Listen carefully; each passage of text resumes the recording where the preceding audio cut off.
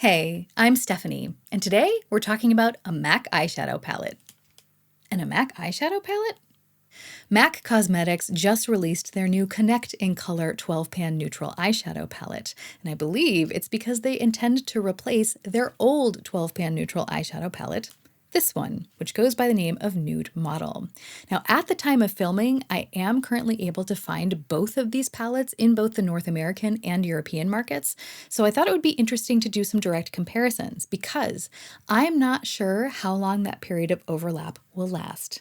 And although these palettes are quite similar, they're not identical, and as anyone who loves makeup knows, nuance is everything. So whether you're wondering if it's worth updating your old palette for the new one, or you're just wondering which one to get, I've got you covered. Today we'll be doing some direct comparisons, including swatches.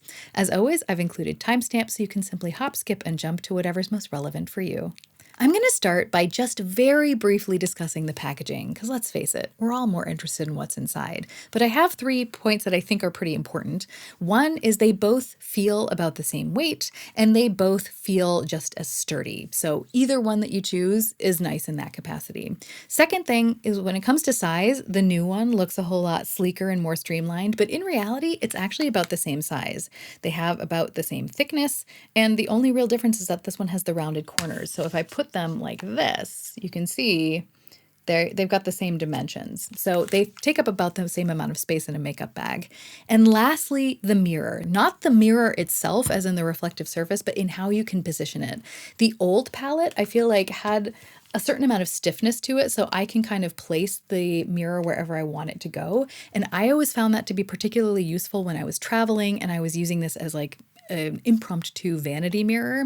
This new palette, on the other hand, the joint isn't quite as stiff. And so I have found that a lot of times when I was trying to position it, it would kind of shift and close or open all the way. And it's of course not going to do it now because we're on camera. But I can promise you that it was kind of, yeah, there we go. It was kind of impractical because it would close on itself sometimes.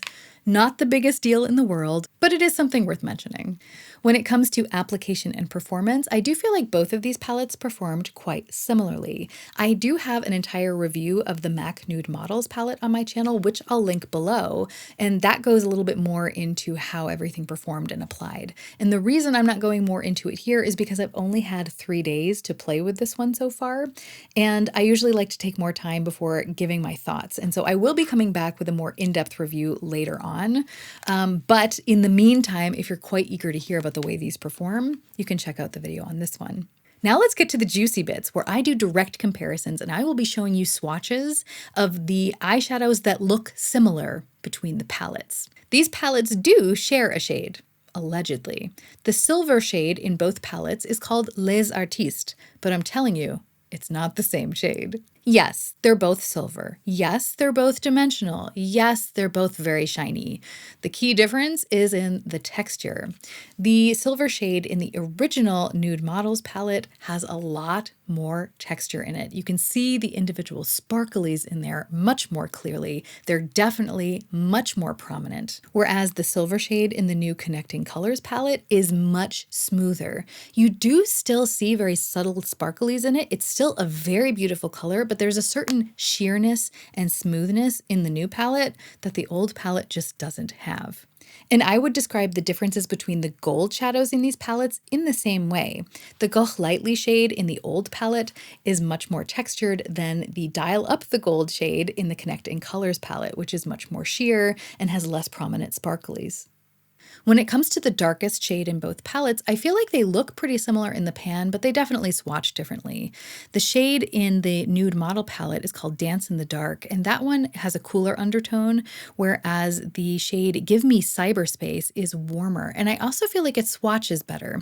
I did note in my original review that the darkest shade in the Nude Models palette did swatch a bit patchy, and it could be a little bit finicky on the eye, not always blending the way I wanted it to, but I haven't had that same problem with the darkest shade in the new palette.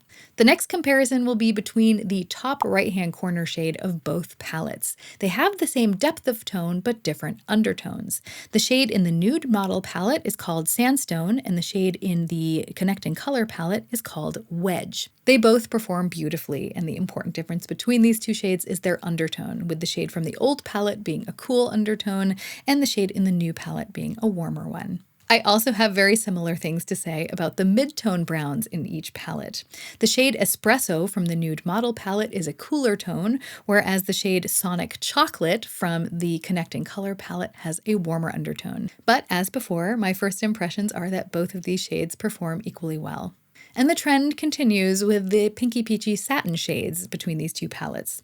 In the Nude Model Palette, we have Drop the Robe, which is a little bit cooler toned and pinky.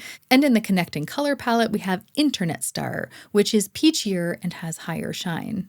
Next, I thought I would compare the grungiest shades between the two palettes, and in the Nude Model Palette, that shade was Outre, which in the pan looks pretty mustardy, but on the skin, I find that it swatches out as kind of like a clay yellow. And the shade I compared that to in the Connected in Color palette was Interrupted, which is not only a warmer color, but it's also a more saturated one. I decided to swatch the shade Nude Model from the palette of the same name next to the shade Satin Taupe from the Connect in Color palette. And I have to say, the bases of these two shades are somewhat related because they both have something that's related to mauve in them, but ultimately they are very different shadows because of the shimmer particles. They're much more intense in the Nude Model shade, and they're also much more purpley mauve in that one, whereas the Satin Taupe shade really does lean taupe. When it comes to the next set of comparisons, I have to say I was fooled. Within the context of the palettes, these shades looked deceptively similar in the pans, but they are not similar at all, not in color and not in finish. So I tried comparing the shade Tête à Tinte from the Nude Models palette against the shade Send Neutrals from the Connect in Color palette. And the reality is the shade from the older palette is much deeper. It's a mid-toned peach, and the shade from the new palette is a very pale peach, and the shade from the old palette is a matte shade, whereas the shade from the new palette is a satin. And because it was a satin, I figured I would then swatch it against Shroom from the Nude Models palette. But they're not similar at all because Shroom is a white satin shade, whereas Send Neutrals is a peachy satin shade. So although they do have similar depth of tone, those shades aren't similar at all. So who are these for? Both of them are very neutral, but the old palette does lean a little bit cooler and the new palette does lean a little bit warmer.